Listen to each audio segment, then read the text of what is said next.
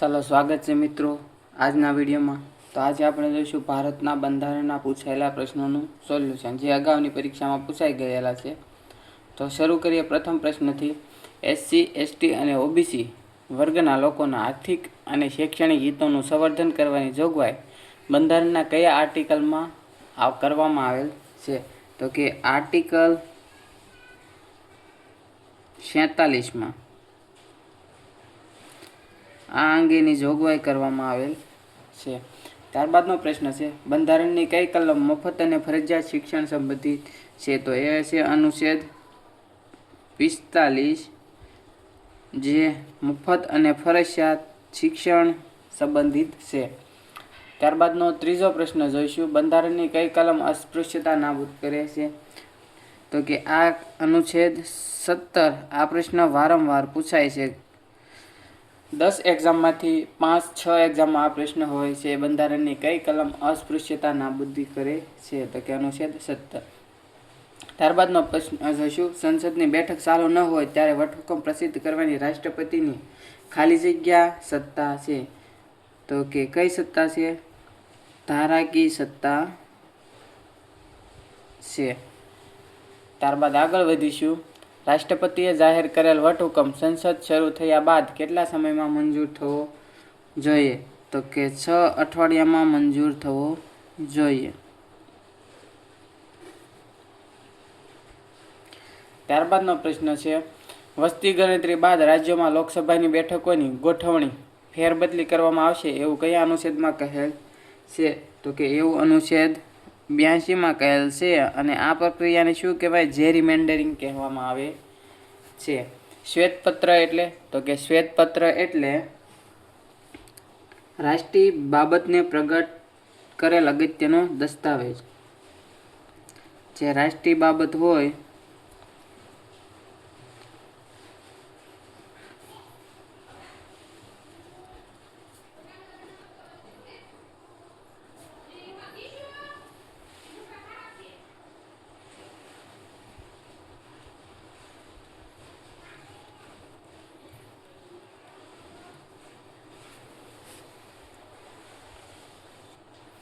ત્યારબાદ જોઈશું, આકસ્મિક ખર્ચાઓને પહોંચી વળવા માટે બંધારણના અનુચ્છેદ 267 પ્રમાણે કઈ જોગવાઈ છે? તો કે આકસ્મિક નિધિની જોગવાઈ છે। અનુચ્છેદ 267 આકસ્મિક નિધિ। ત્યારબાદ જોઈશું, સંઘમાં નવા રાજ્યને પ્રવેશ આપવાનો અધિકાર કોને છે? તો કે એ હક સંસદને છે। ત્યારબાદ જોઈશું, સંસદ તેમજ રાષ્ટ્રપતિ દ્વારા જ્યારે બિલ મંજૂર થાય ત્યારે તેને શું કહેવાય? તો કે કાયદો બની જાય છે। ત્યારબાદ આગળ વધશું, પ્રશ્ન છે, લોકસભાના અધ્યક્ષ અને રાજ્યસભાના અધ્યક્ષ ક્યારે પોતાના મતાધિકારનો ઉપયોગ કરી શકે? તો કે જ્યારે ટાઈ બ્રેક થાય એટલે કે એક સરખા મત પડે ત્યારે તે પોતાના મતના હકનો ઉપયોગ કરી શકે છે। એમને જે બાજુ દેવો હોય એ બાજુ। સંસદના બંને ગૃહોની સંયુક્ત બેઠકને બોલાવવાનો અધિકાર કોને છે? તો કે સંસદની સંયુક્ત બેઠક બોલાવવાનો અધિકાર રાષ્ટ્રપતિને છે અને એ અંગેનો અનુચ્છેદ તમારે કોમેન્ટમાં લખવાનો છે। રાજ્યપાલ બીજો કોઈ લાભદાયી હોદ્દો ધરાવી શકે નહીં, આ જોગવાઈ બંધારણની કઈ કલમમાં આવેલ છે? તો આ અંગેની જોગવાઈ અનુચ્છેદ 158(2) આપેલ છે।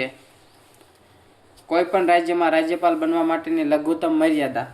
તો કે 35 વર્ષ। આ પ્રશ્ન પણ ઘણીવાર પૂછાય છે। વિધાનમંડળમાં વાપરવાની ભાષા અંગેની સ્પષ્ટતા ભારતીય સંવિધાનના કયા આર્ટિકલ મુજબ છે? તો એ અંગેનો આર્ટિકલ છે અનુચ્છેદ 210।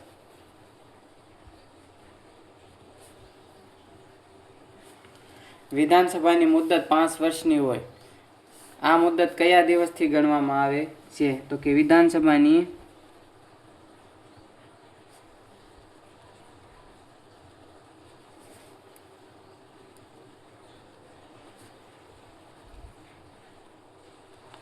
પ્રથમ બેઠકની તારીખ નક્કી થાય ત્યારથી। ત્યારબાદ જોઈશું રાજ્યની વડી અદાલતને બંધારણમાં કયા અનુચ્છેદ હેઠળ રીટ આપવાની સત્તા છે? તો એનો અનુચ્છેદ છે 226 મુજબ રાજ્યની વડી અદાલત રીટ આપી શકે. ત્યારબાદ છે આપણા દેશમાં વડી અદાલતના ન્યાયમૂર્તિને કોણ નિમે છે? તો કે રાષ્ટ્રપતિ દ્વારા નિમણૂક કરવામાં આવે છે. રાષ્ટ્રપતિ અને ઉપરાષ્ટ્રપતિની ગેરહાજરીમાં રાષ્ટ્રપતિ તરીકે કોણ ફરજ નિભાવે? તો કે સુપ્રીમ કોર્ટના મુખ્ય ન્યાયાધીશ.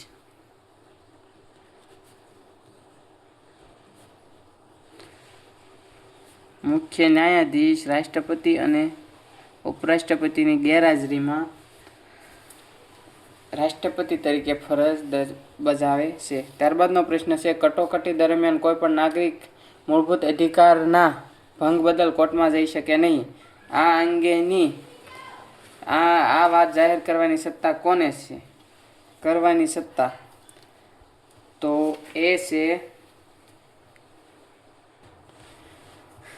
એ સત્તા રાષ્ટ્રપતિ પાસે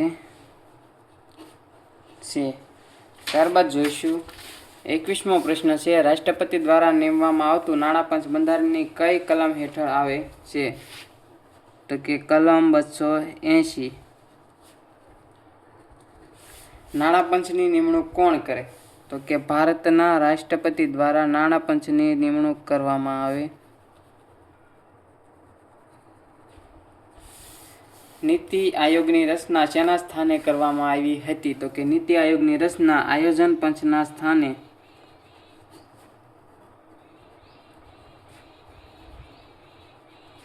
કરવામાં આવી હતી. 61મા બંધારણીય સુધારા દ્વારા લોકસભા અને વિધાનસભાની ચૂંટણીઓમાં મતાધિકારની ઉંમર 21 વર્ષથી ઘટાડીને 18 વર્ષ કરવામાં આવી. તે કયું વર્ષ? તો કે 1989ના વર્ષમાં 21 વર્ષથી ઘટાડીને 18 વર્ષની મતદાર માટેની ઉંમર કરવામાં આવી હતી. બંધારણની કઈ કલમ હિન્દી ભાષાને દરજ્જો આપે છે? તો કે કલમ 351 હિન્દી ભાષાને દરજ્જો આપે છે. ત્યારબાદનો પ્રશ્ન છે તમારા માટે મિત્રો, તો કે કેન્દ્ર સરકારની વહીવટી ભાષા કઈ છે? તો ઓપ્શન છે એ હિન્દી, બી અંગ્રેજી, સી સંસ્કૃત અને ડી ABC ત્રણે. તો આ પ્રશ્નનો જવાબ તમારે કોમેન્ટમાં લખવાનો છે મિત્રો. અને જો તમને વિડીયો પસંદ આવે તો લાઇક, શેર અને આપણી ચેનલને સબસ્ક્રાઈબ કરવાનું ભૂલશો નહીં. મળતા રહીશું આવા જ નવા વિડીયો સાથે અને આ પ્રશ્નનો જવાબ કોમેન્ટ કરી દેજો.